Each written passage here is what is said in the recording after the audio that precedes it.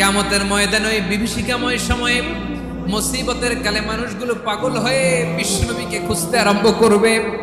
সবাই মিলে বিশ্বনবীর কাছে যেয়ে বলবে, ইয়া রাহমাতাল লিল আলামিন।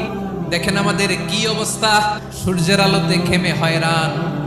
আজকে কেউ সুপারিশ করতে পারবে না। সব নবীরা অপারগতা স্বীকার করেছে, তারা বলেছে আপনি ছাড়া কেউ নাকি আল্লাহর সামনে দাঁড়াতে পারবেন না, আপনি একটু সুপারিশ করেন। বিশ্বনবী বলবেন, আসো আসো, আজকের দিনে আমি ছাড়া আল্লাহর সামনে কেউ দাঁড়াতে পারবে না। বিশ্বনবী মাকামে মাহমুদে যে আল্লাহু আকবার বলে সিজদায় লুটিয়ে পড়বেন, বিশ্বনবী এমন ভাবে অজর দ্বারায় সিজদায় লুটিয়ে পড়ে কাঁদবেন, রব্বুল আলামিনের রহমতের দরিয়ায় জোশ লেগে যাবে। রব্বুল আলামিন এই দৃশ্য থেকে সহ্য করতে পারবেন না। রব্বুল আলামিন বলবেন, ইয়া মুহাম্মদ ইরফা রাসাক, ও নবী আপনি মাথা তোলেন, যা চাবেন তাই দেব।